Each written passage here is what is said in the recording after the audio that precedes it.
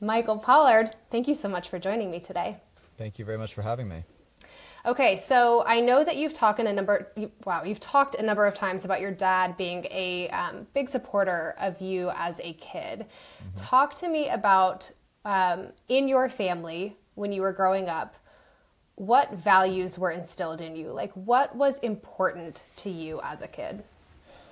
I think it was very important in my family to be good at whatever you're doing. Like it didn't really matter what it was, but you were expected to do your best. Number one, like if that wasn't that good, then that was fine as long as like the effort was there. Mm-hmm. But it was also kind of expected that you didn't just do things that you weren't good at. you were supposed to, like without saying it, you were expected to be good at things. So if you were doing something that you weren't good at, then like, is that really, what you need to be? Is that where you should be spending your time? Was like the way to think about it, I guess. And my dad worked extremely hard. He would get up at 3:30 or 4 in the morning to meet his first clients as a personal trainer, and he would be working until 7 or 8 at night. But yet he always like made baseball games and played, like he was always there as well. Yeah. So it's like. So hard work was like the expectation, and mm-hmm. I don't know that I always lived up to that as a kid, but like he led by example in that regard, and like you weren't allowed to be slow. It was like you were expected to, no matter what, to pull your weight. Like he at one time he was like biking probably 200 miles a week as part of his work as a personal trainer, and then he would do personal training all day, and then he was doing pretty intense road biking with a group in Clemson, South Carolina, and then I went on like a mountain bike ride with him, and we still give him a really hard time because I couldn't keep up, and like is the time that you're working so hard that like snot bubbles are coming out of your mouth. And he like started yelling at me about how I was like lazy, and then threw my bike down in a ravine. And like then I had to go get it. Like, and now what a sweet childhood memory. Yeah, beautiful. No, but seriously, he was like, you couldn't ask for somebody. I mean, this was a football coach, and yeah. And he really wanted me to be a professional baseball player, or he never got to play baseball. He really thought I was good at it, wanted me to play. I just didn't like baseball that much. And when I went to a summer camp where they taught riding, and I came back and said I wanted to ride horses, he was like, oh, okay, like Western, like, and I'm like, no, like jumping. He's like, jumping? Like, you mean tall boots and like tight pants? You're going to wear tight pants? Yeah. Well, like, they wear tight pants in baseball. Yeah, exactly. Well, that's what I thought. But like he like looked at me sideways for like half a minute, and then took me to the barn, and as soon as he saw it was something that I really loved, he was like 100% behind it, and was my biggest supporter. Still is. Still every once in a while will come and just watch at the farm, and like he's like really sentimental about it. And he's like, man, I still love to watch you ride. It's like really like heartwarming, like it's touching, because he's not, he's like a very soft person inside, but it like comes with a very hard, spiny outer shell. So yeah. Anyway, so ultimately, like, those were the things that were important, like, really caring about the things that your family were doing were really important to him. But you had to be, like, hustling after something. Like, there was no kind of, like, hanging out as a kid, like, loitering. Yeah. I'm actually lucky because, I was most of the time with him, so it was a little bit like he couldn't keep up with everything because he was working so hard. So the expectation was very high, but I got away with being a little bit lax on a few things. He was essentially a single parent. My mom was around, but she was going to law school, and she was, she only had me every other weekend. She had a young child when I was like 6, 7. So, because your parents were divorced. Yeah. Before you were. Yeah. Okay. Yeah. Like I was 9 months old, I think. So, and, for my dad, for him to get custody of me at that point in time, like that was really rare. So, so I was essentially raised by a single father. I did my she got remarried when I was 7. But all the time before that, it was just we were spent all of our time together. It was just the two of us. And then after that, we were just much closer, than I think is normal for, father and sons. I'm really close with my kids, but it's hard to reproduce like one child, single parent with a father. It's not a very common thing. And especially, I don't know many people that are, and I mean this in the nicest way, more intense than my father. so. Yep. Yeah. Well, it's interesting because, as I have shared with you, working for the United States Eventing Association and working a lot in eventing, I sort of became familiar with you because you were this guy that started introducing. Well, obviously you were riding at a very high level, and part of my job was to cover that sport. But you stood out to me as somebody who had qualities of an intense human being because of the way that you worked out. And so it totally tracks that your dad was a personal trainer. This was something that was instilled in you at a young age. But I remember sitting at a press conference, and I think William Fox Pitt was in it. This was a long time ago, but you offered everybody else sitting at the press conference table blueberries, telling them that it was good for recovery. And everyone looked at you like you hadn't had a third eye. Like it was like, because at that time, like CrossFit and like doing a lot of fitness and like eating healthy as the standard in eventing, like wasn't, it hadn't caught on yet. So you definitely have some of your father's qualities, I would, is my assessment. It's hard to run away from genetics. Yeah. Yeah, for sure. So there for a long period of time, I can't even remember what years, but certainly until I was 14 or 15, I went with my father early in the morning to the gym, and I would sleep on the floor like from 3 in the morning to like 6 in the morning, when we would get to the gym, when he was when he was like training other people. And then I would work out myself at like 6 in the morning before school. And then he had a bunch of business people that worked out with him, that did personal training, and he had 3 or 4 other trainers. So it was like, it's 3 or 4 guys, and then 1 or 2 other people would meet us, and I would work out from like 6 to 7, and then we would have breakfast with some like really influential business leaders in the Greenville, South Carolina area.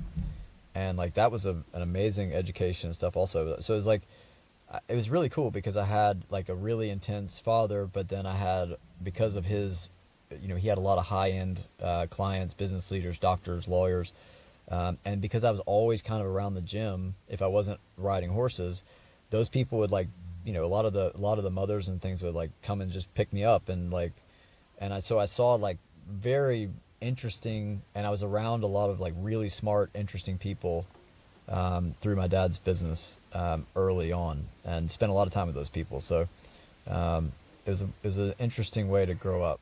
Yeah, that's also, and I want to come back to, we'll come back to you talking about your experience with business, because that's really interesting. But that's also a side of people that you don't see, like that very often, like when they're at the gym, or, for a lot of adult amateurs, maybe it's when they're at the barn, you're seeing another side of them that doesn't necessarily, wouldn't lead you to assume like they're an extremely high powered lawyer, or they're an extremely well-educated doctor, because there's this commonality of like, well, we're all humans that have bodies that are taking care of them at the gym, and it kind of doesn't matter. Then so when, shared, the gym generally, if people like going, is like kind of a place where everybody's struggling. So therefore it's also a place that people laugh for some reason. I think those two things often go together. Like extreme shared struggle leads to laughter, and that generally leads to good friends. And it crosses the age barrier pretty quickly when people are all doing something like that that's really hard. And so I got treated like even as a young, pretty young person, like not an equal, but like an adult. Like I was talked to like an adult. I was able to, if I tried to be quiet, but if I had an opinion on something, I was able to share it. And if it was a bad opinion, everybody would tell me how stupid I was. It was a great way to learn about things that I wouldn't have been exposed to otherwise. Business and yeah. So, and when I think, I mean, really, those are the first groups of people that helped me with sponsorship in the beginning, and so it was a really interesting. In hindsight, it was a good education. Yeah, it stands out to me that you had a number of people who took an interest in helping your riding career along. Yeah. One of the early ones I know was Denny Emerson. Talk about that. Yeah. So I was going to quit riding because I really was kind of at the end of what I could do at the barn I was in. I had a really cool barn to start with that luckily did 3-day eventing, and it was like a good community. So I had, as a young guy starting with horses, it's like I feel like you need a little bit of a community, because it feels like you're out on a limb. And when I quit the baseball team to ride horses, like it just was not socially it wasn't that normal. So it was good to have like enough people at the barn. But then I'd gotten to where I just didn't know where it was going anymore. I didn't feel like I was really making any progress. It didn't, like, no one that I was around did anything higher than novice or training, and that already seemed like really, really hard. And my coach actually at the time, she said that there was a Denny Emerson clinic. She thought I would really connect with him. She said, you ought to think about like contacting him beforehand and letting him know that you're coming, and see if you can talk to him, because I think he would really help you.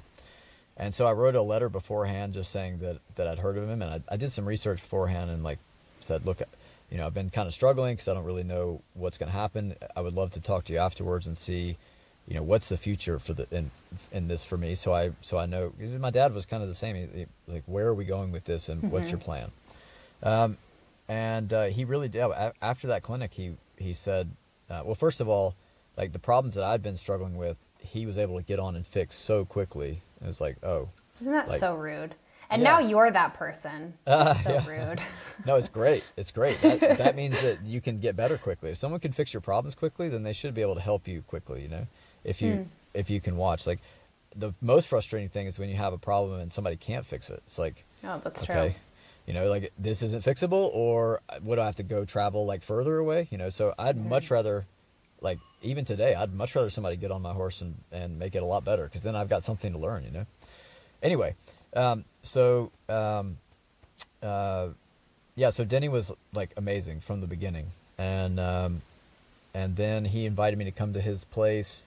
I did a couple trips up and rode with him in Southern Pines, I think, and then he invited me to come up to Vermont, and we were stretched very thin as it was, with all the horse stuff and having a trailer, and like my dad was financially stressed. Stretched. And but he made it affordable for us to go and have. It's like the only time I could have lessons every day. He made that possible. Denny did, and really pushed me to try to find some sponsors. And then I was there. I really was with him from the time that I started training level. I did a full season up there with him at training level, and then the next year I was going prelim, and I was with him one more year when I started. I think at the very end of my time there, I just started going intermediate. All with a horse that when I first got there, he said, like, this is great, but you really can't go more than training on this horse. It's like a off the track thoroughbred. It had like a half broken hip. One side, I didn't even know that horses like that. This was actually a problem. One side was like a normal bony hip, and the other was like rounded, where it had hurt itself, and all the muscle had remodeled. But like, it never occurred to me that was not normal. It's like, you're like, every horses are like snowflakes. No two are the same. Like, exactly. It's just fine. Exactly. So, yeah. And then you were badly behaved. Well, not all the time. You got kicked out of Denny's farm. Yeah, I did. What happened? Well, I mean, you were how old at this point? Old enough to know better. Okay, so there's no shame in this. Yeah, no, not at all. Luckily, I've made it past most of these things. We all evolve. Yes. So I would say that I was very I was struggling. I was struggling socially when I started riding full time. Like, and then I would go to Denny's in the summer, and it was like me and a bunch of college students, and there was like, at the time he was like the working student place to go. So it was like 100%, 18, yeah, 18 to 20 working students, you know, mostly girls, most of them college age, and like me that was like 15. So I was like, I thought that I was the man, you know, like I was like, this is the greatest thing that has ever happened to me. You're like, I've arrived at heaven really early. and then it was a very rude awakening to go back to South Carolina at the end of the summer and high school. I was like, I literally thought I was gonna die.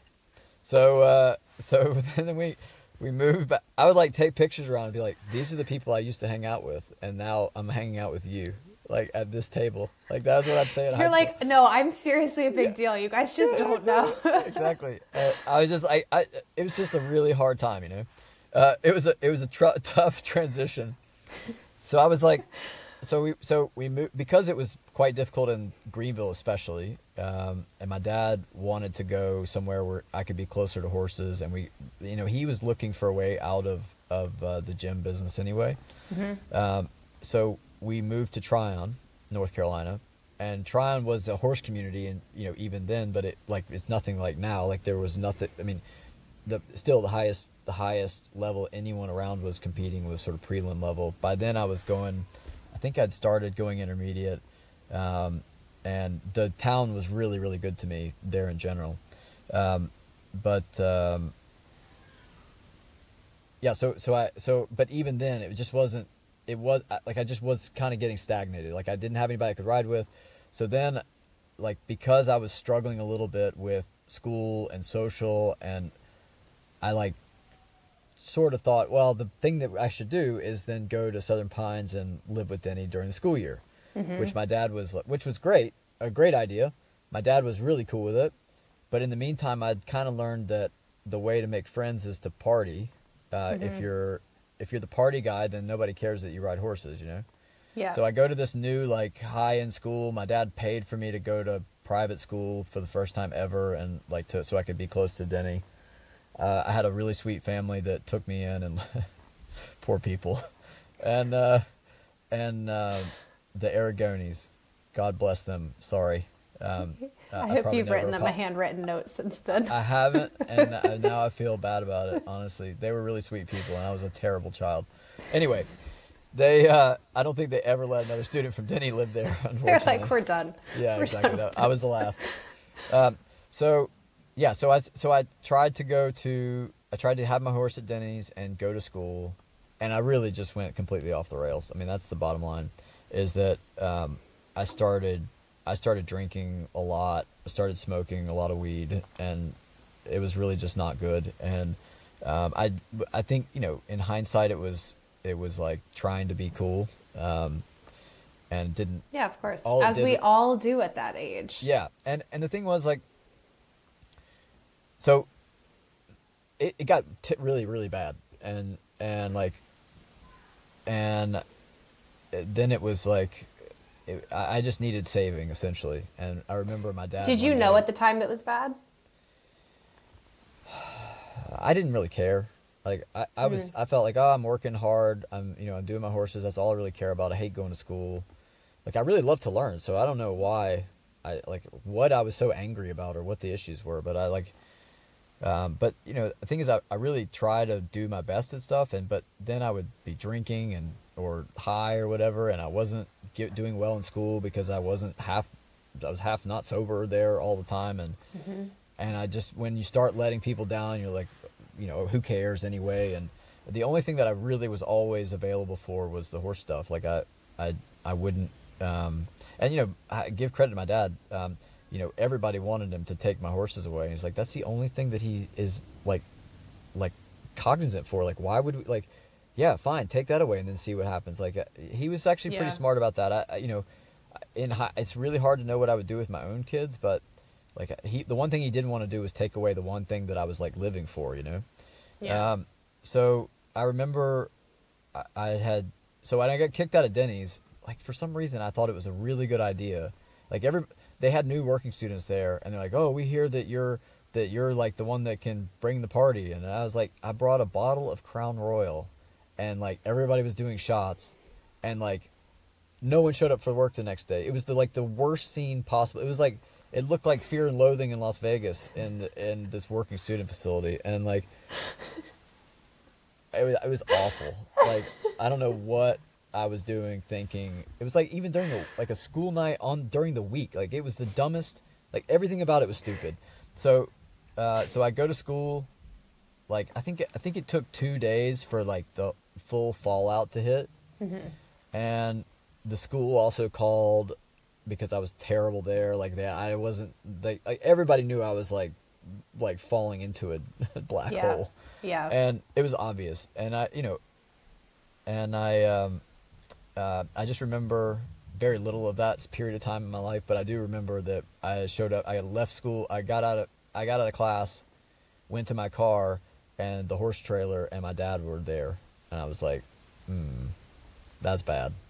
And he had to come up to wrangle me essentially 3 times in like that week, and the third time he was like, nope, like in the truck. And so we went home, and he took everything away from me, my car, my phone. Like I had nothing. I don't even know if we had phones then, now that I think about it, but I had no way of going anywhere, and I couldn't communicate with anybody. I wasn't allowed to watch TV. I wasn't allowed to do anything. I just had to, and there was like a playroom in the basement. I had lived in the barn apartment before that. He's like, no, you're not living in that barn apartment. Like you're not That's going too far anywhere. away. Yeah. Yeah. So, and I was so mean to him. I was like, anyway, I was like, I hate you. You're the worst person ever. And he goes and like sticks me in the upstairs. He's like, you do nothing. You have a book if you want to do something. And then I had to go to a school that was like like for students or athletes and people that were not in the same spot all the time. Dancers, athletes, that kind of thing. Probably that's what he told me. It was probably for kids that got kicked out of school, to be honest. So he made me seem like it was like something special. But anyway, so I went there, and I just not doing anything. And I remember I just was like reading books, and I was thinking to myself like am I gonna ruin like all my, like I've got amazing sponsors, I've got all these nice horses. Like I'd gone to England a couple times, we bought nice horses there. Like I had people that were supporting the horses. I was always available for my sponsors and always like with it around the horses. But I was just like completely screwing up. I was like, people are gonna find out, like, and then I'm gonna have lost everything that I care about. And I just sat there in that not closet, but attic essentially, and just like thought about what I wanted from my life and the people I was hanging out with, and like what I was going to do if I lost everything. And I just decided that it was like I was wasting myself and wasting my I was like, it was much more important to me to be the best I could possibly be than to keep like partying all the time, like, and I was like, what are you even doing? Like, why are you doing this? And it didn't mean that I at least changed like what was the focus in my life. It didn't mean that I got over totally partying for a long time, but I never let it get like that again, and it never, like I became reliable in general after that. And it took a while really to like fully come to terms with the fact that, like I just am better if I don't really drink. I'm not a teetotaler. I can have a drink or whatever, but I'm just like everything I've ever done that's stupid normally started with 3 or more drinks, and then I don't have a good off switch. So I just try not to do it anymore, because nothing that happens after that is smarter or better or makes me a better person or am I proud of, So it's not that I can't drink. I still enjoy a glass of wine with friends, but it's just better if I don't, honestly. Yeah. So, yeah. So I try not to. It doesn't mean that I always succeed, but I just now am happier being with it all the time. So yeah. Also, I mean, after like 22, it just wrecks you in a different way. Oh yeah. than it, Well, and then it does when you're young. fitness got to be very important to me. Yeah. And if you can't show up for a 6 a.m. CrossFit if you feel like you're going to die, Yeah. So, I think I just kind of naturally grew out of it, but it was very touch and go there. I mean, I could have easily ended up in jail, or like there was just a lot of really bad things. And, I'm hoping I'm trying to be there for my kids early, and, I try to be, I don't tell them everything, but I try to be upfront and honest with them. My dad had a really bad bout after that of alcohol, and really, like, I lost him there for a little while, and then he's been completely sober for almost a decade now. So we talk about that, and like how much that ruined our relationship for a while, and then like how wonderful he is to have around now. And I just try to tell my kids about it so that they can be aware. We have addiction in our family. I'm not saying that is like a sentence, but you have to know that it can be bad, and I almost threw so much away. And I'm coming into the age where, what worries you sometimes, you see your kids and like they can be like, it's just so socially awkward at that time. And certainly a few drinks makes you less socially awkward, Yeah. But definitely. what happens is then you start using that for me anyway, I started using that as a crutch, and I had to be drinking or whatever all the time to feel like I could be fun. And that's just for me, it was a very bad place to be. Yeah. So after this period of time, it seems to me that things kind of got on the up and up, and skill-wise, at least with the horses, that it seems like it was a pretty constant ascension, like in sort of that early adulthood period of time. So maybe what really happened? And what did your life look like kind of like 2009 to 2011, sort of leading up to the Pan Am Games in Mexico? Yeah, so by then I'd when I kind of got myself back together, I realized that the big thing I needed was, for a while I was going advanced as like when I was like 18, and I was kind of successful. I was successful for a young rider, and I kind of rode on that. Went to England a couple of years, had some great experiences, but I just then when I started to be an adult, I just wasn't getting any better, and I thought I was really good. I could get on everybody's horses and fix them really quick, and like if I did a clinic, I'd make them all better. And I just thought, I just don't have nice enough horses. And I went to, and then Mark Phillips had a deal where we could go ride. I knew that I needed to make my dressage tests better, but Mark Phillips had a deal where we could go to ride Grand Prix horses for a couple weeks in Germany. My dad gave me that cost of that trip for my 21st birthday, and I literally couldn't make the horses trot, much less do anything Grand Prix. It was like the most humbling, embarrassing experience of my whole life. So. And the guy didn't want to help me at all. He's like, this person's terrible. It's like it was. What was the disconnect? Why do you think it hit you in the face like that? I think, I had been taught to be really attractive, right? Like position wise, all that was really good, and right. I knew how to make the horses round, but I didn't really know anything else. That's not. I was being taught, but for some reason, it hadn't occurred to me that I needed to do, there were a lot of aids that I just didn't know about. And so I was, who knows what I was telling that horse to do, Yeah. But I came back and realized that I was going to need a lot of help. And, so then Carl Buchart was kind of the only person that I knew that had a big farm. I was kind of needing to leave Tryon at the time. And so I talked to Carl at North Georgia at his big 3-star that year. And I said, "Look, Carl, I would really love your help if you're willing to help." And we'd been friends, and I knew Natalie before. Natalie and I had been friends since we were 16. And so Natalie, for people who don't know, is Carl Buchart's daughter. Yeah. How did you meet Carl? Through Natalie. I met Natalie first while at Denny's in Vermont. She was with Kelly Temple in the same tiny small town, so we met each other at a party probably. So as you do. Yes, as I would.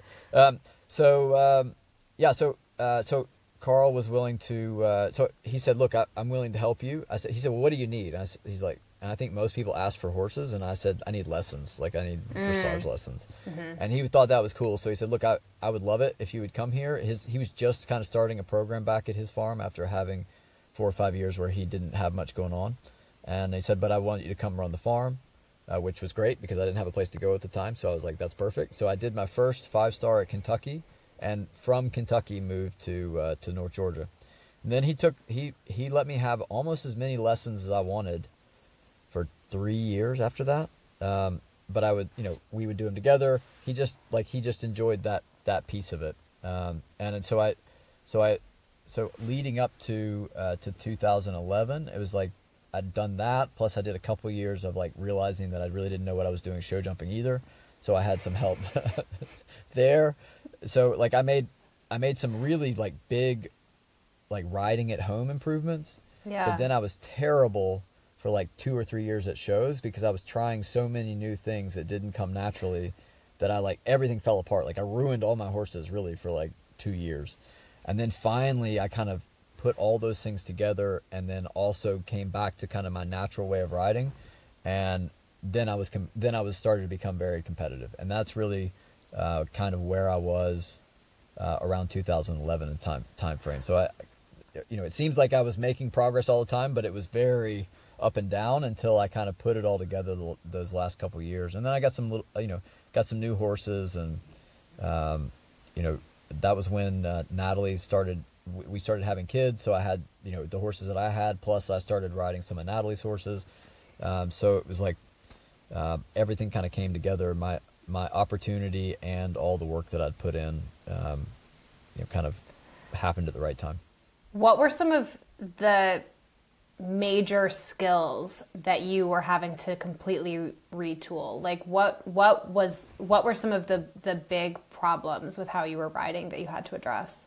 I think in hindsight, when I think about it now, I was like very focused on position and things like that, which is correct. But I didn't really start with the horse's back being up properly. Like I didn't have them like lifting the saddle as opposed to like having swing as opposed to like dipping from you and kind of like the breastbone was falling, like, or the abs were kind of weak and the back was like falling away from me versus like pulling it together. Yeah, they weren't really through. Yeah. So and I couldn't even have told you what that at the time. Like I couldn't even told you how to do that. Like, and so when I was struggling with that Grand Prix horse, like my weight wasn't like I wasn't using any weight aids. I wasn't having the horse follow me to the like in the half pass and things. Like I was riding half pass and like trying to like shimmy as I was going. Like I was like I had no idea how to do any of that. And but then like I thought hand and leg, like those are the aids, right? Well, there's a lot of movements you got to do at advanced if you only have hand and leg aids, So yeah. So all of that on the flat, and then in the jumping, I always saw a distance fairly well, and in England, I'd been taught to ride them hard the last 3 or 4 strides, and if your horse was a good jumper, I was always very successful cross country with that. But in the show jumping, I didn't really know why I had rails versus not. Like I was see a good distance and I would ride forward, and I thought that should work, But I wasn't maintaining the balance the way that I needed to, and then like letting the horse do the job. I was like half being defensive with my feet all the time, so my feet would get out in front of me, and I looked good in the picture, but I was like half holding onto the horse's mouth, so they start dipping and dropping. And if you rode an amazing jumper, then yeah, it would be fine. But like if you rode just like a normal, good, normal advanced horse, then I'd have rails, and like I couldn't figure out how Philip Dutton would go in, and he'd have 8 horses and all of them jump clear, and I'd see the same distances I felt like, or all good ones. Like what else was I supposed to do? And then I'd have 2 down and 2 down on every horse, and I just couldn't figure it out. And but I do remember I rode very briefly with Bruce Davidson. And I remember him telling me about Eagle Lion and how he was able to get him to be round enough, and then he would back his shoulder off, and then he would be able to jump around. And I was like, I had no idea what he's talking about. And I was like, that sounds great, but I don't really know how to do that. But I rode with a really good, like a really crazy but good French trainer that Carl had over for a long time. And again, it like really wrecked me for a while. for competition, but he taught me how to teach the horse to jump in the correct shape, and he taught me how to take ones that are like inverted and how to make them jump with a bascule, and then that mixed. But he did it more. It did, the flat work didn't really work the way he wanted you to do the flat work. Made it very difficult to just like go and do something. But as I got more advanced on the dressage, then I started like piecing the different pieces that I'd learned into my own kind of style. And I use a lot of both those things now, but it's now like kind of I've made it my own over the years. And now I like have tools from each of those toolboxes that I use, but it's kind of my own thing. Anyway, it's not like I reinvented the wheel here or anything, but I found what worked for my body and how to make the horses consistently jump in the right shape, and so they do most of the work jumping instead of me having to feel like I work so hard, and then you can just kind of stay in the same rhythm. My show jumping at the end got much better than it had been for sure, and I think it's funny because like I became more. I think at the end of my career, I became more known for good dressage, which is like I was terrible on the flat, and I think when I started, and I think that honestly, like that's what people want to come to take lessons from me now, mostly because like I never found it, like the other stuff I found so much easier. Jumping, I just found, cross country riding for it, I found all that pretty easy naturally, and I was always in decent balance and stuff, but dressage was really hard for me, so I had to really fully like come up with a full system, and so it's easier to teach for me now because it's, jumping still sometimes I'm like, I don't understand why you don't see the distance like it's like, right, like and that's sometimes with riders who are naturally really good on the flat, they have such good feel that they can't really tell you how they're doing it. And those are the people that are just naturally gifted with feel, and they make amazing riders. They do not always make amazing instructors. My thing, I was always good at like finding how to put rein pressure in a way that would make them round and then you could soften.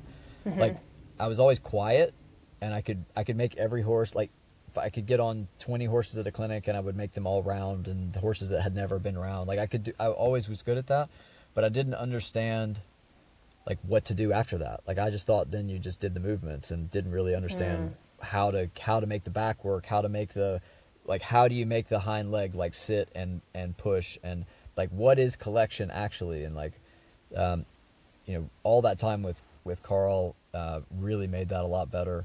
But then even then at the very end, so that with the Pan Ams, all that was good, but I can't remember exactly when I started with her, but then when I was with I spent 3 years I think where I had Bettina coming, Bettina Hoy, amazing, and like basically just for me, and we would do like 10 horses a day, and she brought me to a totally different level, like score wise, because I had all those other things already that I knew how to do, but she was so good at like teaching you to ride a test properly and show the horse off, and like how do you ride a corner properly, and then would just like make you do it over and over and over and over again, and then not let you, if you're I would be working so hard on the back and things that I would start moving around all the time, and you're trying to fix the things that you're creating, and she's like all that's fine, but like you got to be still, like stop stop trying so hard to create all this movement,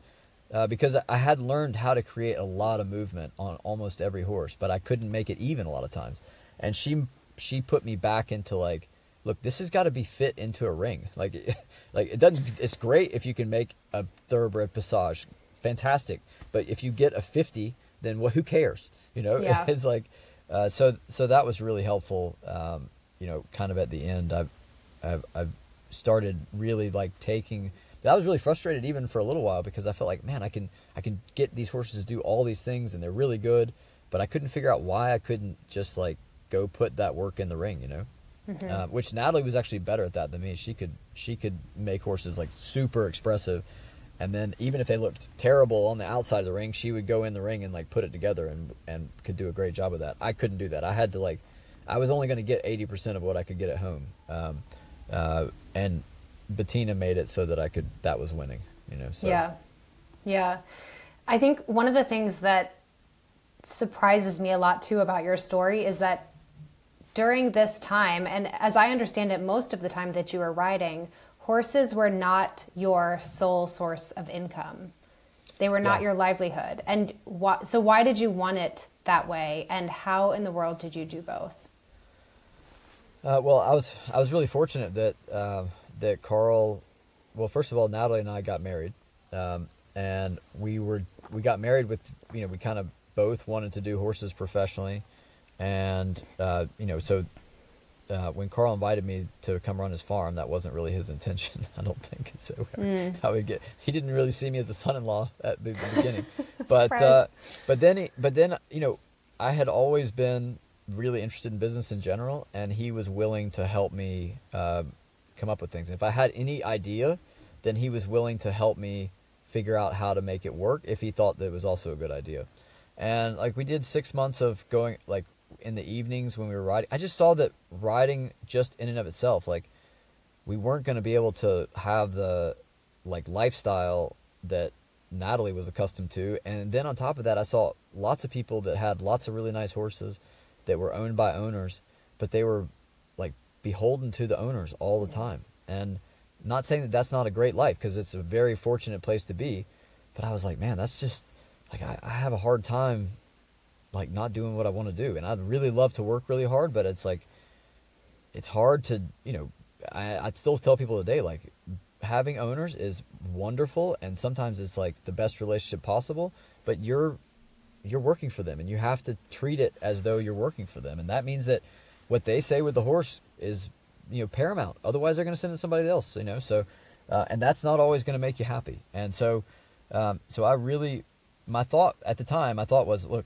I feel like that with Carl's help and like that, and he sort of was saying, look, Michael, you can do businesses. Like I believe in you to be able to do this. He's like, we can come up with a few things, and if you have some ideas, like let's do some stuff, and then you can make your own money. You're not going to be dependent on me or anybody else to sort of pay your bills. And so I thought that was a good plan, right? So we did like 6 months in the factories, learning the carpet business from the ground, really from the ground floor, like how do you manufacture this stuff? And then through that, we kind of, Carl had the thought of maybe getting me involved with one of the chemical producers in town to see if there was an option of doing some sort of partnership with the chemicals. They wanted to sell more into the family company, and he said, look, work with this chemical provider. I really believe in this guy. See if you guys can come up with some products, and see if it's something that might be useful for the business. He's like, the family business being you guys were in the carpet, below he's like, the carpet business. He's like, whatever you do has to be good for the business, so it has to be cheaper, and but we'll buy from you if it's a better deal for the company. Mm-hmm. So you guys set up a partnership, try to build some manufacturing. You've got a good chemical partner, and you go around and find things that we need to do better, and then come to us with products that work, and we'll try to support you. That was kind of the way that it started. And I ended up with an amazing partner, John Bryant, and he was amazing, and really wanted to grow his business into a lot of products that he had one kind of niche, but he wanted to grow into other things. And we just worked I really rode maybe like a horse or two a day for a couple, 2-3 years, and really focused on building the business. And it just worked out beautifully. Like the company was getting much better product. John's business grew a ton and was able to take that and, sell some of those products to other companies. So it was really good for him. And I mean, in a span of 2 years, I was making more a month than I'd ever like dreamed of making in a year. Like it was insane. And I just was like, wow, and then it's like the idea was to be able to have businesses that would help pay for the horses. And it just went so much better than I expected. Yeah. And it just felt like that was never going to it just felt like that there was no real need to save, or like, it just like that, it all came easier than expected. I mean, there were a lot of tears and hard days and, lots of heavy hours, but I just didn't even know that kind of thing was possible. That if you had things that started to work, that the amount of income, because of the volumes, were so high.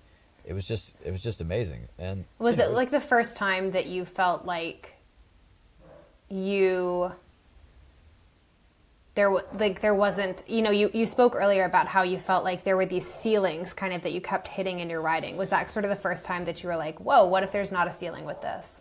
Yeah, like I think I like at the time I was like, yeah, like I feel like that I could be president of the United States now. Like, I was like, wow, like I think that I'm gonna, like, I must be really good at business, because like I've just knocked it out of the park, and everything I do works. And I came up with the little footing business where we were taking the carpet and grinding it. Like that started to really work. And then I was selling, stuff that had been landfilled, that the company was paying a ton of money to get landfilled. I started getting it for free and then selling it for like, it was like a massive amount of money per month. And like everything I touched was working. And then I was able to buy a printing business, like with, owner financing. And I had a contract where I thought I was gonna, where it was like I just couldn't lose, and I thought that there was just no way that it just wasn't going to double every month, like it just was so good.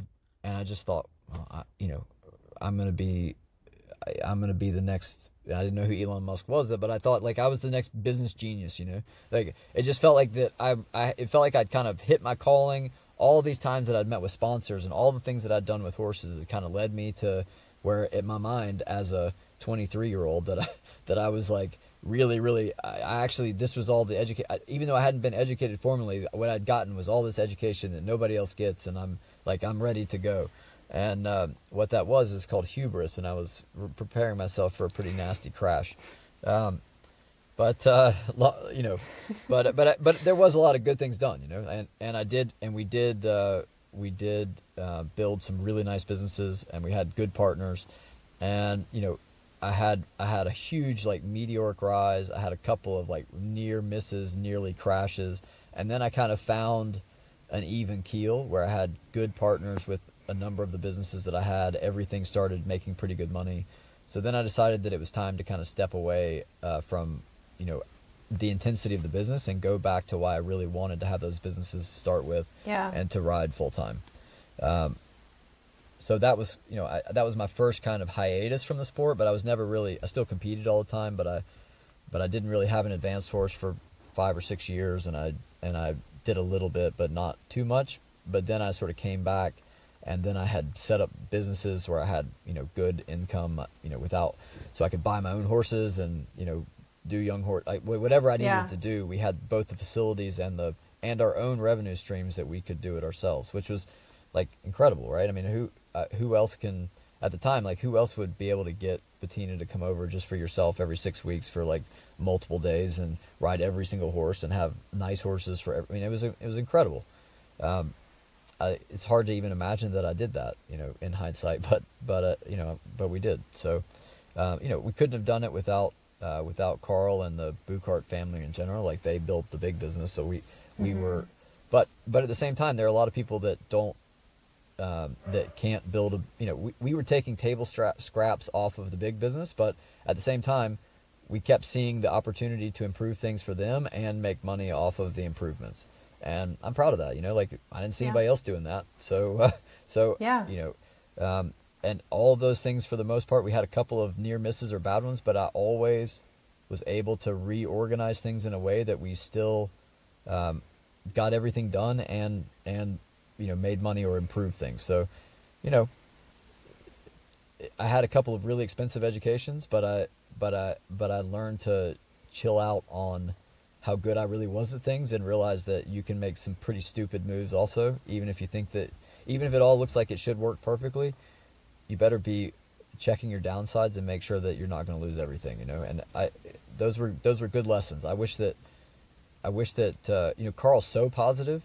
I could have used a shake here and there and say, hey, like, have you done the math on this really? Like, he's so positive. He's like, yeah, you can do it. You can do anything.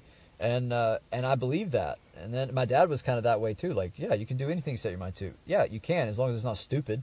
And it's like, just don't be stupid, and then you'll be fine. But anything isn't always good, and it's not always lucrative either. Yeah, exactly. And I think I'm not saying that I'm not prone to hubris still, because I'm sure that I am, but certainly I'm much more cautious now than I was. I really thought that everything I did was going to be great, and life explained to me that that wasn't the way it was going to be. So. Yeah. And sometimes that is the consequence of your actions, and then other times it's just really shit luck. Yeah. Just really, really bad luck. And so Yeah. I want to talk next about kind of a huge bad stroke of luck in your life. In May 2012, you got a really awful phone call. Yeah. I was in Jamaica celebrating.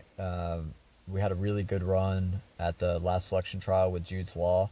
It was like the best horse I'd ever had. Like he was just an amazing athlete and good at all three phases. And I'd had kind of a struggle getting to know him the year before, but like everything that year just like fired on all cylinders. I'd won like every advanced, I think, or most of the advanced that I'd done that season. And then he had a great run at Jersey Fresh in the 4-star long. And I really felt like he was an Olympic horse, and it was, the year of London, and I'd gone to Pan Am's the year before, so I was kind of in the team, and I'd performed well there, so like I felt like it was my year, and that I was finally going to have the breakout year. And I had a number of other good horses at the same time. Icarus was still going well, and he was going to do another. He would have done a 5-star that fall. Anyway, all the horses after Jersey went up to go to Chris Newton at Rood and Riddle. To get vet checked following their big events, so that we could start thinking about team stuff, and I was going to, and Katie, now Katie Coleman, Will Coleman's wife, was my head groom at the time, and she was going up with the horses, and she ended up not going. We sent somebody else with them, who's still a good friend, but they got there was like 6 of the best horses we had. It was Honey, the one from the Pan Am's, was on the trailer. I had a beautiful stallion that we'd gotten, that was an advanced horse that we'd bought the riding rights to, but was still going to, basically we bought a half lease of him. And then we had a good advanced horse of Carl's. Anyway, it was full of really nice horses. It was a 9-horse trailer. I think there were 6 or 7 on the trailer, including Icarus and Jude's Law, and then the stallion Yolanda. And they got about 3 miles from home, and a car pulled right out in front of her, and she wasn't, maybe only going 35 or 40 miles an hour, but couldn't stop, and swerved, and just a little embankment, but the trailer flipped over and on its side, and all the horses got thrown. And it was one of these big 9-horse trailers, so people were there, but it took them 4 or 5 hours to get horses off the trailer, and by then there's so much metal and everything around that just one horse died pretty much on the scene. The stallion died on the scene, but then they were kicking each other and going through shrapnel for so long that Hani was at the end. She was able to get off, and she like grazed in the back of somebody's like chain link yard in the back. She was like totally cool. She didn't care. She's like asking somebody if there was a banana around. But then the other ones had a terrible time of it. And but actually, Jude's Law, Little Star, we had a mare that was fine. There was one of Carl's horses, Raphael, that his head was really swollen, but he was okay. Jude's Law, the one that had just gone to, had just been, had done so well at Jersey, looked like he was fine. So that was good. Like he had one little cut, but nothing major. And, but Icarus was really badly torn up, and Yolando had passed away. So I was celebrating in Jamaica with Natalie. We'd kind of like taken a week, and we'd had a hard season, and we decided we'd take a week away and spend some time together. And we were just about to come home when the phone call came, and I asked, I said, well, Fly looks really bad. Icarus looks really bad, and unfortunately Yolanda has passed away. So I had to call his owner, and the owner that we'd bought half, but she was still the owner, Ruth Anderson, and explained to her that he passed away. And that was obviously a terrible phone call. I've had to do that a few times with horses, and that never pleasant. And you know, I think that everybody always wonders why it's their horse, you know, and yeah. So we were already coming home, so we couldn't get home any quicker. By the time we got there, you know, it had taken 3 or 4 hours to get everything off, and Dr. Newton had driven from Rood and Riddle and gotten there, and so I had Icarus. When I got there, Icarus was still in the cross ties, but it was just like, I mean, he had cuts everywhere, and they were horrible, like some of the worst wounds and stitches. And so he's like, look, we got to get him to surgery right away. Like, there's multiple, like essentially he was still like able to stand on his legs, but they were just stacked with no tendons and ligaments in a couple places. And so you know, it was like any wrong move and his whole leg would have like fallen apart. So so we got him up to he was the only one that needed to go to the hospital, we thought, and we got him up to the hospital, and he got on the operating table, and they just said, look, there's nothing we can do. Like, this is there's just too many places. It's too bad. He'll never make the recovery.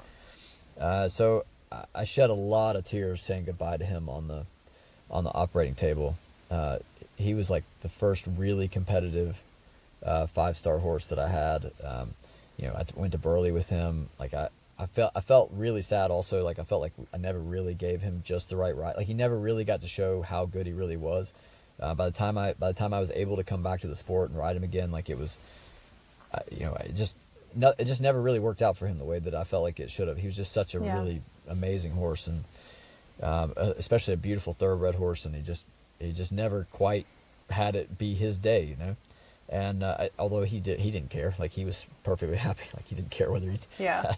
But I just felt really sad about it. I mean, he was like my buddy, you know, and that was a really, really hard one. And about the time I kind of came to terms with that, and about the time that I got back, it was like 2 or 3 in the morning. We got back to Dr. Newton's house. He let us stay above his barn. And as I was about to go to bed, Katie called and said, Michael, Jude's Law just doesn't look good. And I'm like, what do you mean? He's fine. Yeah, he was fine, but he's not fine now. And I'm like, well, what's wrong with him? She's like, he acts like he's colicking. He looks really bad. Like, I'm putting him on the trailer and coming up. I was like, great. So he kept like trying to lie down in the trailer on the way up there. Wait, but first of all, the fact that these horses got back on a horse trailer, I know, it's amazing. Is unbelievable. Oh yeah, like we had to take them back home, and they all just like hopped right back on the trailer. We do not deserve horses. I know. It's the most amazing. They're the most amazing animals ever. Like, I appreciate it all much more now than I did then. Or yeah. Anyway, so yeah, he gets up there. He's like essentially like in shock, shaking when we get him there. We thought he was fine, and he'd torn his cecum in the accident, and so he was basically septic. So there was nothing that could be done. So this is now like 2 days later. 2 days later. Day 1 of the accident, the first horse died. Day 2, we drove up there through the night, got there the next day, did the surgery. Nothing couldn't be helped. So that one died. Then the full next day, it's like 2 days later after the accident, we had to put the third one down. And it's like, and I'd kind of like, as bad as it was, I thought, like, if Jude will make it, like, that's the one that's the right horse, the right age, okay, like, thank God, like, as bad as it is, like, if that one will be okay, like, it's not like a total loss. And like, talk about a gut punch, like, losing the stallion was horrible, because that was like that was a young horse, and he was such a beautiful horse, and you just think, I didn't even really get to jump him, like, I just gotten him. And then he's just like, man, I can't believe that. And then Icarus, like, your best friend, it's like, God. But then it was like, not only is your, like, the good, great young horse and your best friend, now it's like all your dreams, like, are like everything. Like, it's like, oh, you thought you had dreams? You don't have any dreams anymore. Like, you have nothing. It's like, I was already thinking, like, okay, well, I can still, like, try to get to London. Like, he looks great. I think he'll be okay. I'd even talked to the team, and like, yeah, I think I'll still be there for the vet check in a week, and with him, he looks fine. And nope, gone. It was just like, wow. So, do you look back on that? Because, like, even as you're talking about it now, like, you were in such a state of shock and grief. It sounds like you just went into like problem solving mode. Like, I'm still going to tell the team that I'm going to be there, and I'm still going to like, this is still going to all work out, and like the things you tell absolutely. yourself when you're just trying to reckon with it. But like, really, like, you lost 3 of your friends. Yeah. I didn't let anybody really act. It's not sad. Like, I just didn't want to be. I didn't want to be beaten by that. You know, I was like, yeah. Like, that's really the way I thought of it. I thought of it like a challenge to overcome, and like, you know, that which doesn't kill us makes us stronger, and you know, we can overcome this, and you know, our team is fantastic, and you know, we'll figure it out. I was like, it's sad for right now, but you know, these horses aren't going to be, they're not going to be remembered well by us doing nothing and being sad about it, right? Like, they don't care. Like, it's extremely sad, and I'm devastated, but what am I going to do other than what I'd always done, which is put my nose down and try to work hard and try to work my way out of it. And like, that was my mentality.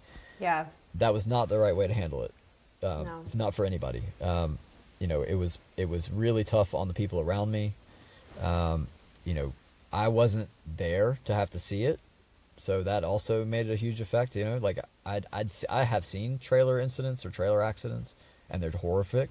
I've never seen one of that bad, and I was spared having to watch. I mean, I watched my buddies on the operating table and how sick they were. I didn't watch them all have to struggle for 4 hours on that horse trailer.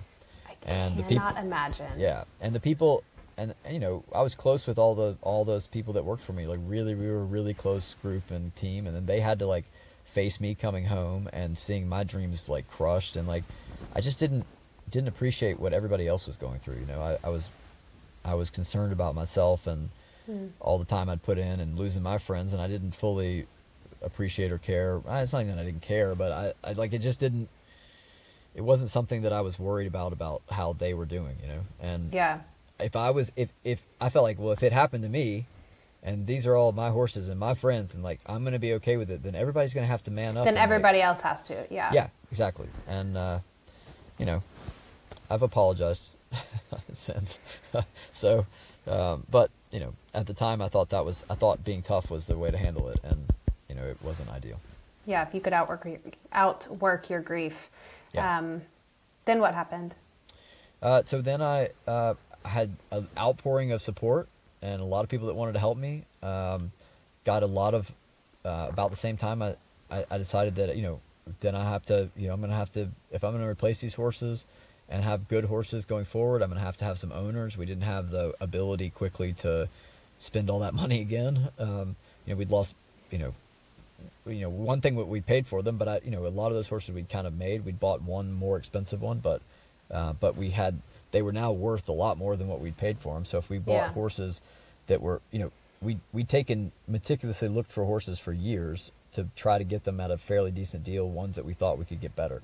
But if you wanted to actually like right away replace that, you're going to have to buy like top ready-made horses, which was going to cost 2 to 3 times what we had spent on these other ones to start with.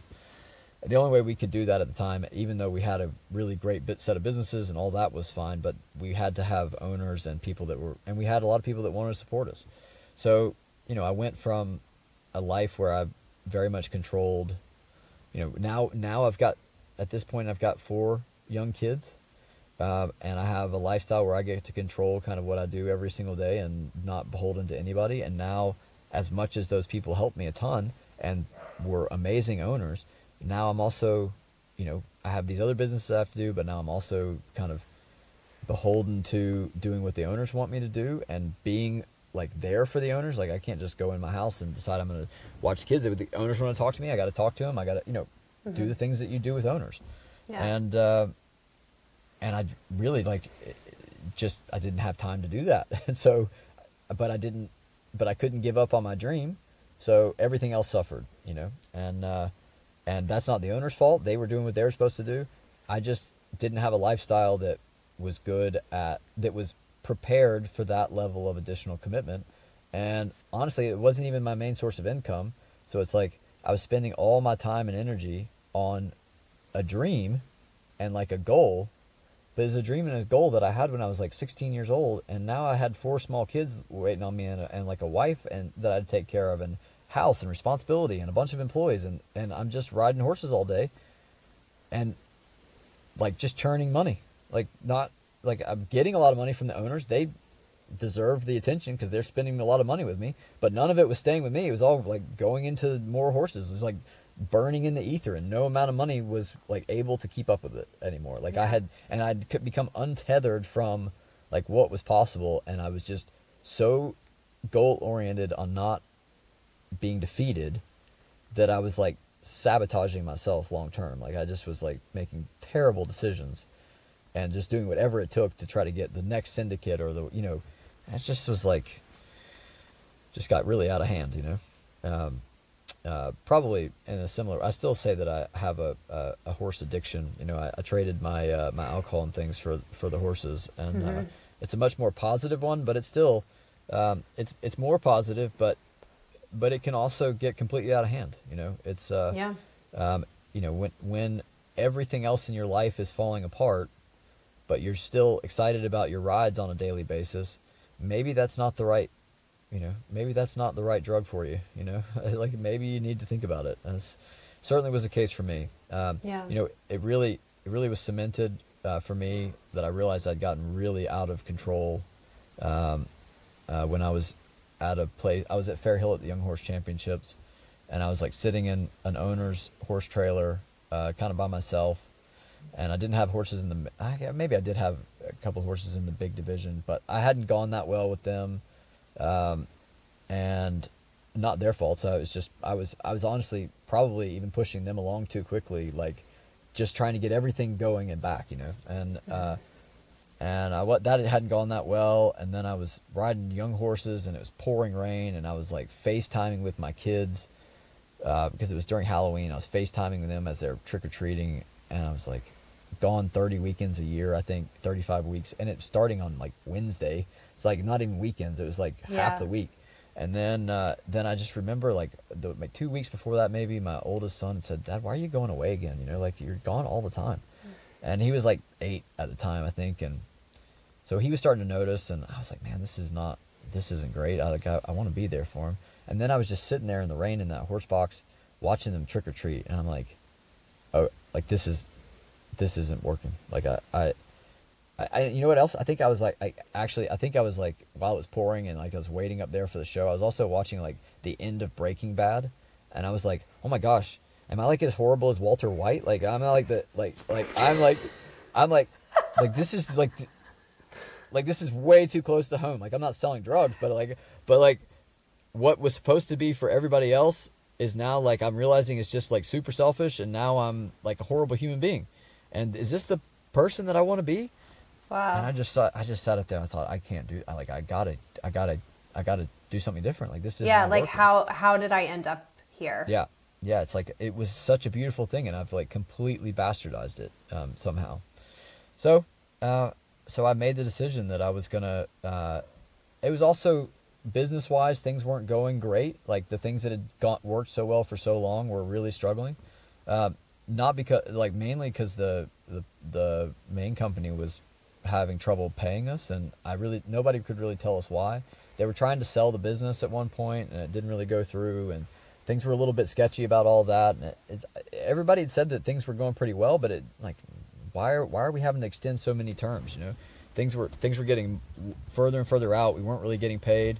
So like just everything felt icky, you know, like everything was going badly, and I felt like that I needed to get back to figure out what was going on with the kids, and just reassess my life. Things with Natalie had gotten difficult, and so everything felt like it was bad, and that I couldn't fix it being gone all the time. So that October, it was at Fair Hill, and that October I decided that I was going to have to stop riding, and I really did like a full, I basically had everything sold, including the farm in Florida by January, and then I rode a couple of horses. I rode a couple of horses at competitions for other owners during that spring, but I was back and forth to the business by then. In Dalton, so I really wasn't riding that much, and just tried to compete a little bit. And then I got all the horses moved to Boyd obviously has done really well with some of the horses that I had since then. Thomas and On Q I had in my barn at the time, and then Will Coleman got a couple nice ones. Buck got a couple nice ones. So yeah, I moved kind of all of them to other people, and then sold everything that was that I had any share in. We sold, or in some cases gave to good homes to just to get out from under all the horses, essentially. The expenses, yeah. Sold trucks, trailers, barn, everything. So I just felt like I needed a clean break. And did you ever feel like when you were going through selling all of that, did you ever have a moment of panic? Or were you so clear on your vision that you just didn't have any second guesses? I was never worried about it. I realized, like, again, my dad was there for me always, and I realized that I was not being there for my kids. And like when I had kids, like when I was younger, I used to even talk about the fact that I felt like that people needed a passion in life, and that if your passion in life doesn't afford you to have kids, then maybe you shouldn't have kids. Like that was my mentality as I was growing up. Mm-hmm. And that as I got older, like business started going well, and I was like, oh, well, I can do both, without thinking about the kind of father that I want to be.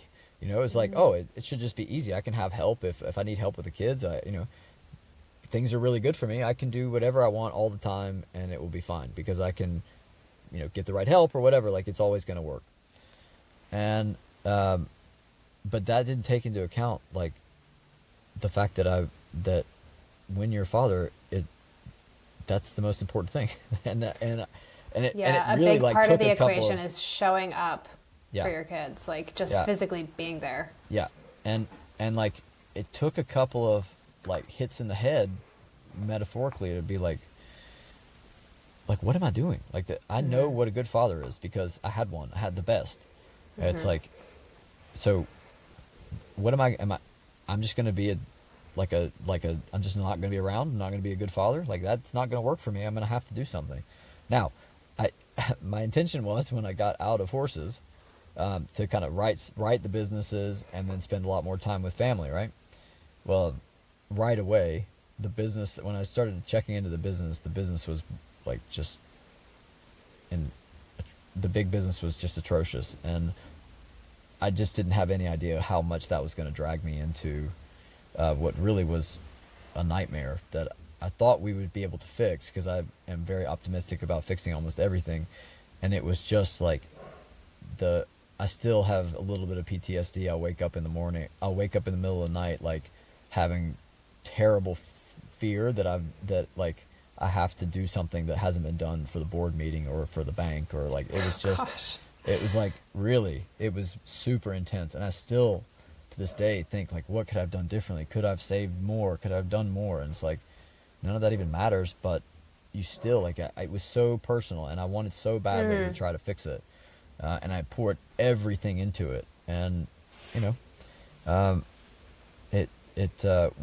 think I did a lot of good. I think I did a lot of good, but I couldn't save it, and ultimately we sold it, and we did, I think we did the best thing we could for all of the people that were stakeholders and shareholders, and to try to get as much money back for everybody. But I mean, it was just really, really in terrible shape, with kind of not really fully knowing what the problems were.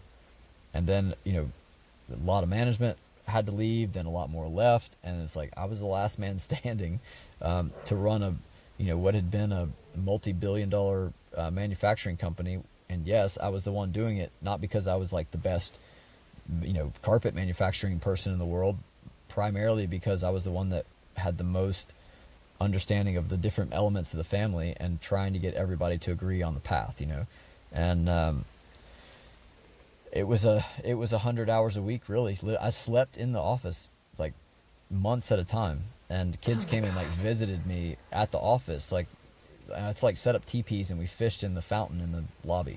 It was like really, really, really intense. And I'm a horse. I'm like, naturally I want to be an entrepreneurial type and a horse person, and like I'm probably a little ADD in general, and like every day was like corporate bank meetings and board meetings, and like, I mean, it was an education, and it was really a gauntlet. And I'm not saying I was great at it, but you know, I definitely left no stone unturned. And I hope the people that worked with me, I mean, I told everybody when I started that they'd have to carry me out of there. And I think that they basically did. Like, I was 30 pounds lighter when that business finally got sold than it was when I started. Holy cow. Yeah. It was incredibly intense. So it just shocks me that your life one day looked completely different than it did the next day. Yeah. That's happened a few times in my life, I think, but yeah, you've really had some right-hand turns, it seems like. Yeah. Pollards, we don't like to do things normally, I guess. One of the things that you said so much that resonated with me is that you said, I realized I wasn't willing to spend any more years sitting in the back of a horse trailer fulfilling a dream that 16-year-old me had. Yeah, that's exactly right. It was like, what am I going to be I mean, like, it's not saying that I didn't still want to be. It's like, I felt like what I really had to come to terms with to feel comfortable to stop was, what did you really want? And I never really like, the Olympics I thought were all byproducts of being the best rider in the world. Like, that's what I wanted. I wanted to be the best rider in the world. So all of my focus was always on skill development and improvement. Mm-hmm. And that was really all I cared about. And like, and I wanted to, every horse I got on, I wanted to ride it better than anyone had ever ridden it. And like, that's what made me excited. And then like, every day I wanted to find some way that I could do something better or differently. And like, I wanted skills that nobody else had. And like, that's what, and I would I'd like incessantly watch other riders that I thought were better, whether they were show jumping or dressage riders. Like, what can I do that they're doing that I need to integrate? Like, I was maniacal about improving. I didn't care so much about like what the actual results were. I just wanted to be the best in the world. And I felt like skill improvement and like learning to ride better was going to be how I got there. And so I really thought like, okay, I also had a lot of goals. Like, I wanted to win badminton. I wanted to win all these championships and things. And I was like, well, I think that I'm getting pretty close to the stage where I could actually do all of that. I feel very comfortable that I'm in the top, whatever top echelon of actual riders, certainly in the country, if not in the world at this point. And like, yeah, I had some bad luck, so I'm going to have to rebuild the string. I'm going to have to figure out a few things that aren't really working perfectly now. But riding wise, skill wise, I think I'm pretty close to where I thought that I could be. I was like, but I'm going to have to be in this trailer for 20 more years to hit all of the things that I said that I was going to do. And I was just like, by then, what am I, like, my kids are going to be gone. Like, it's going to be too late to build a relationship with them when they're 30, So I just wasn't willing to make the trade-off, I was like, I was comfortable enough that I'd gotten good enough, and nobody else was going to, like, no medal was going to make me feel, like, better about myself. Like, I just was going to have to be okay with the fact that I got as good as I could get with the time, the limit that I had, and the limit had come. And when I finally came to terms with that, I was like, look, I feel like I could get on almost any horse and ride it as well or better than almost anyone in the world. Like, that's got to just be enough for me. Like, there are a lot of people that'd be super happy with just the results that I had. And, I feel like that I've left a lot on the table, but it was a great trade-off. Like, I left a lot on the table so I could, like, be there for my kids. Like, that doesn't seem like I really lost a whole lot in the argument. And I really was. Like, I was like, are you a slave to your 16 to 18 year, like, I hate the thought of giving up on a goal or quitting, but like, I was 16 to 18 when I made those goals. I wasn't a father. I didn't have any responsibilities. Like, am I gonna have to live with that forever and like kill myself because that's not who I am anymore? I was like, right. Yeah. Do you, having done what you did, do you think that quitting is the same as giving up? I think it's all semantics as to what you, however you want to call it. Because to me, like, you stepped away from the sport, not because you were like, this is too hard, I can't do it anymore, but more because you realized that your priorities had changed. Yeah. Yeah. I mean, I if it wasn't, I didn't find it that, it's not that I didn't find it hard. I was on the trajectory that I wanted to be on, but I just didn't care enough anymore. Like it wasn't the trajectory I wanted to be on now didn't get me to where I wanted to go, because it was going to lead me to an area that was going to be sad. You know, sad for my kids, sad for me. And it's like, okay, I just realized that I was being like incredibly selfish. Like, and I love the sport. I love the horses. I love the people in it. I just couldn't continue to not do the other things that were actually my responsibilities. And I had to grow up. Like, it couldn't be about me anymore. And I thought that I could have kids and have a wonderful family, and then everything can still be about me. And I realized that just was not going to be, that wasn't going to work. And I had to be a better man. And it was like that. And I still, like, it's not like saying that I'm like, oh, I solved it. Horses, like, I had to be better at a lot of things. You know, I lost my wife, nearly lost my family. And I still have to be a better man all the time. You know, like, it doesn't just make a couple of good decisions and those improve things, but you still have to do a lot of hard work all the time to be who you would like to be at the end of your life, I think. So, do you think that you made the right choice, and do you think that you found what you were looking for by stepping out of the sport ultimately? For sure. Yeah, look, because that also kind of segues into why I got back in. But yeah, like, I can't imagine having done anything differently now. It was, I still won't get back the years that I probably should have been more available earlier. But, like, I have so much better and more quality time with my kids now than I ever would have. At the same time,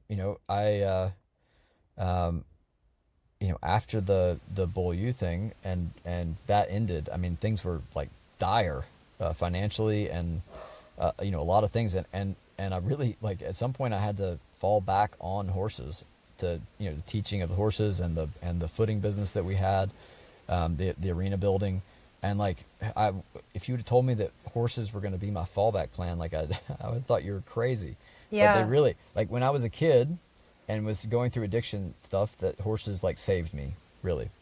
And then they saved me again, because, like, I hadn't ridden in 3 years or done anything with horses in 3 years. And within, like, when I decided that I just couldn't, like, find any other way to, like, make ends meet, I found an amazing partner about that time, and she convinced me that, like, she's like, why don't you start teaching some lessons again? I was like, nobody wants to take riding lessons from me. I haven't even been on a horse in 3 years. I don't even know who I would take a lesson, like, who would want to take the lesson from me. Yeah, and you hadn't ridden in 3 years, but weren't you, like, fully out of the sport for longer than that? Like, yeah, 6? I think so. Yeah, I was, well, yeah. I think 5 years probably fully without doing anything. Yeah. Yeah. So, I started with a couple of clients that we had that were building arenas, and they said, "Oh, your son," they were really my dad. Everybody knew my dad then, and they're like, "Oh, your son rides horses," and they're like, "Yeah, he's like he did quite a bit," and my dad's a pretty good promoter of me, and and so they had me do a clinic, and everybody's like, "Wow, like, this is, like, you actually are good." Like, like, I started a little business that way, and then I got a couple of people that wanted me to ride, some horses, and would pay me to ride. And all of a sudden, like, when I really was struggling, I had, to make ends meet, I was supplementing my life and income with, like, doubling my life and income on a very few hours a week of doing horse stuff. And it was like, it really made all the difference. Like, it saved me. It really saved me financially, and made me, like, feel like things were going to be okay again. And that was kind of why I got with horses to start with, because they made me feel okay. And, like, when I was awkward and didn't know what I wanted to do, horses gave me the one thing in my life that made me calm and made me feel like I knew exactly what I wanted. And they saved me again when they taught me that things were going to be all right, Yeah. Yeah. It's so interesting to listen to your story because it makes me think of the Taylor Swift eras. Like there have been so many different eras of your life and eras of who you are. Right. And it's just amazing and beautiful that like ultimately these roads, like you took so many different, left and right hand turns, and ultimately it all still led you back to horses, which I just think is just it's meant to be, I think, right? I mean, pretty amazing. I tell Amber is my wife, and she's like she's the most amazing person. But anyway, we'll talk about it all the time. And I'll say, imagine like if I was this good at anything else I did, we'd have so much more money.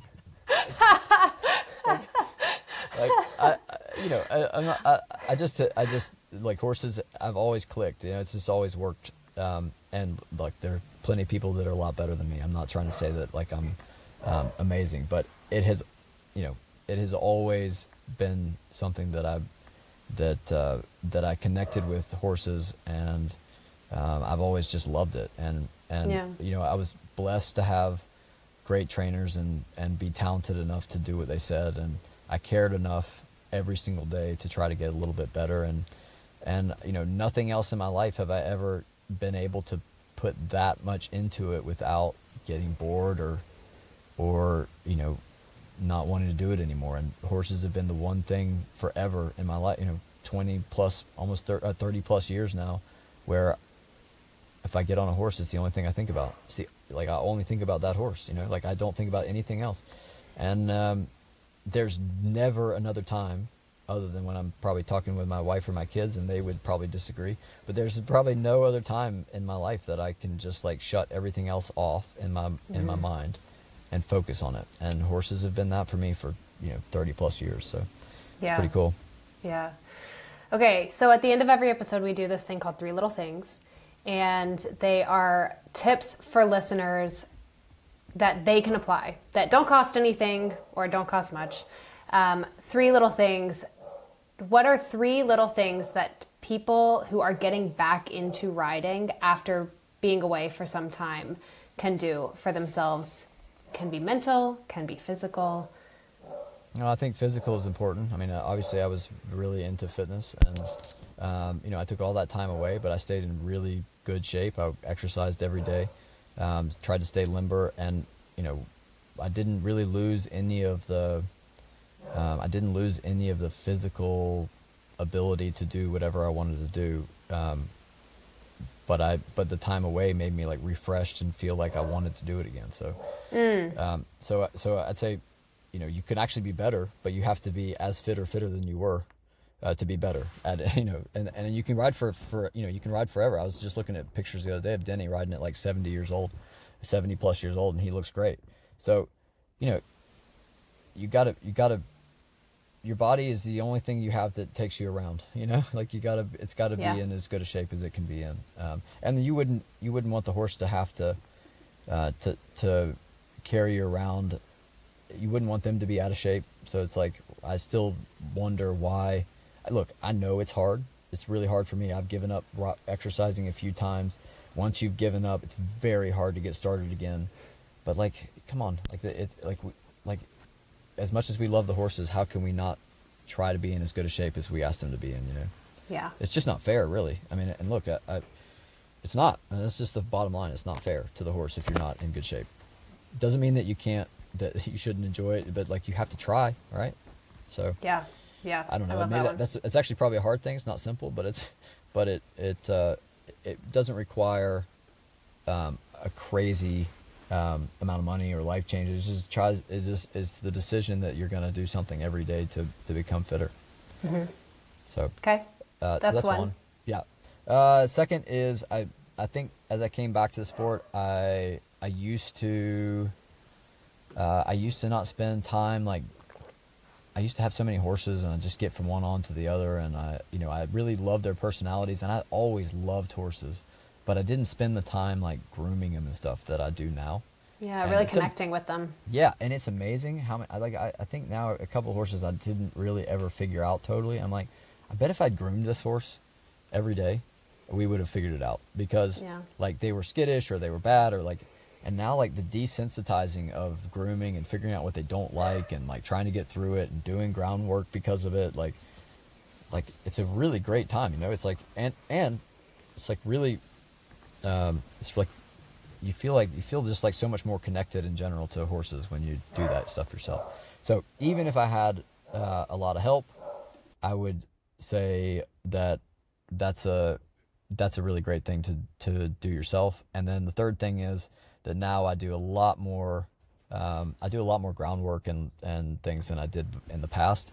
And it's like amazing, is I'm like, why did I didn't need to have any of those, like so many of those problems that I had were like, I could have just done this on the ground and it would have been fixed. And then I wouldn't have had like if I started from there, then I wouldn't have had all those other issues I had later, you know. Like I you know, you just get in a hurry sometimes, or I did anyway, and you want to fix it, and then you're used to everything like getting fixed quickly, and then, but you're not, like sometimes it's just the horse needs a different way of seeing it, and they need to like respect your space, or and I'd done a lot of groundwork with the dressage trainer.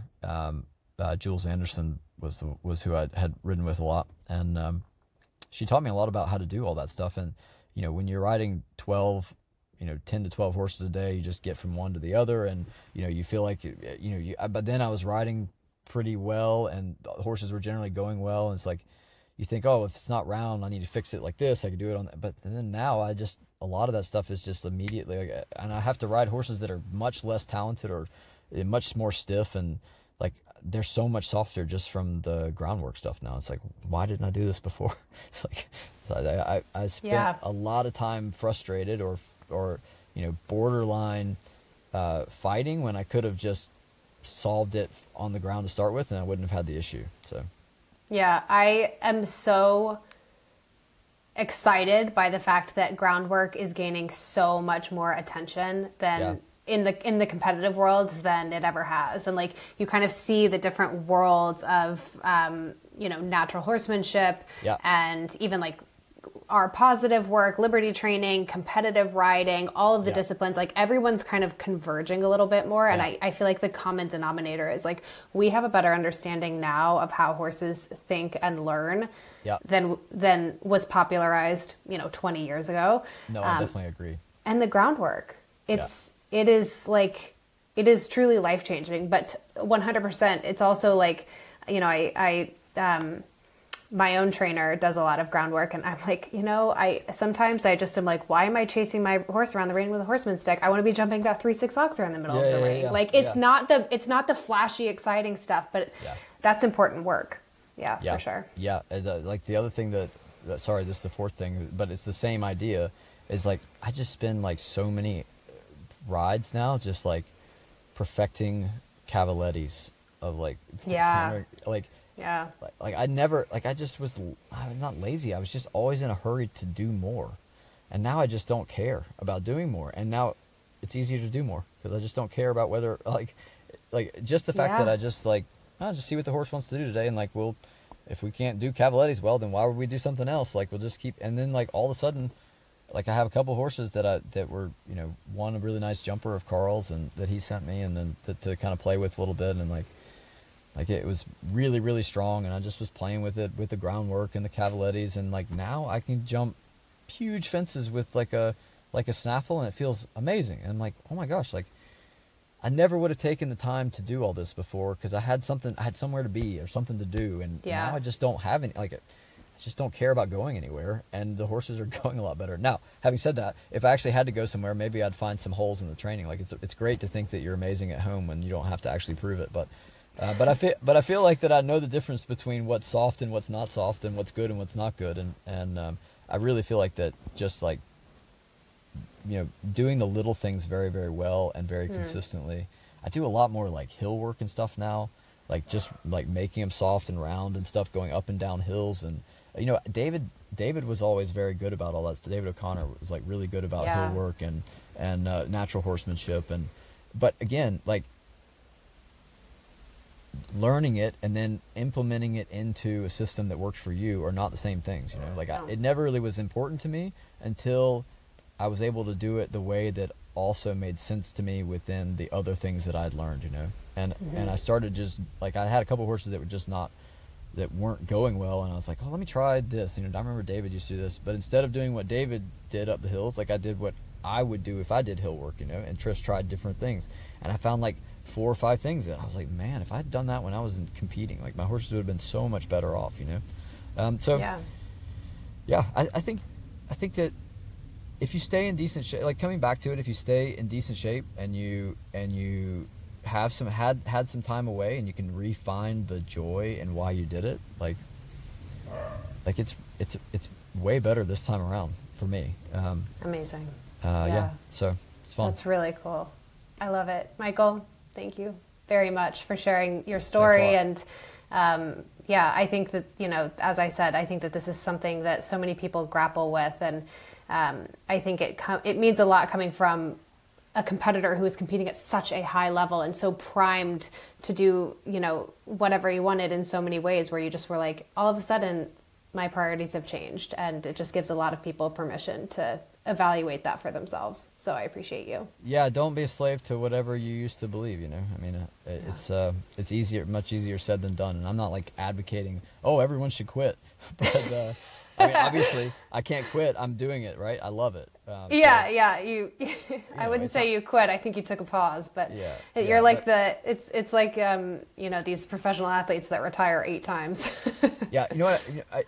One thing I would say is that you know, because my daughter now is I think she's really, really talented rider. She loves horses. She has like really, really worked to be able to ride, because you know, it wasn't easy for her to ride to start with, and you know, I didn't have horses at the time, so it was complicated, put it that way.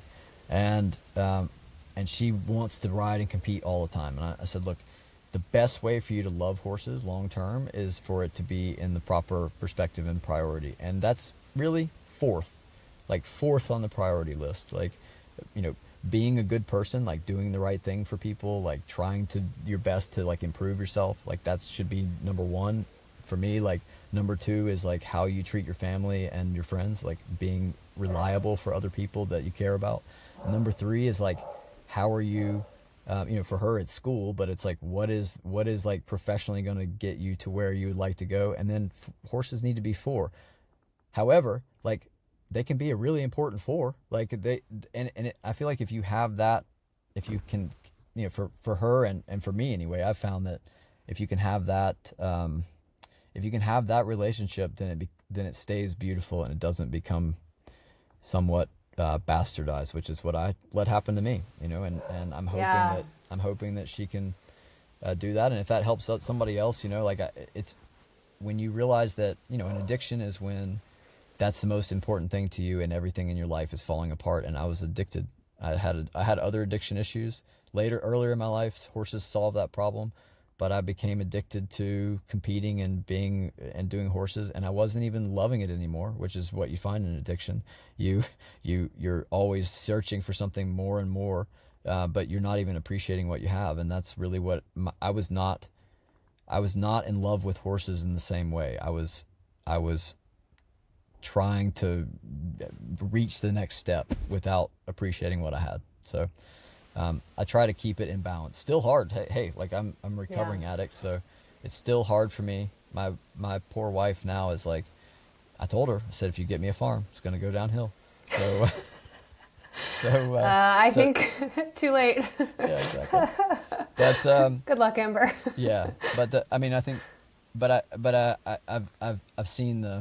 I've seen the rodeo once. I don't need to see it the same way again. So I think I'm in a different place.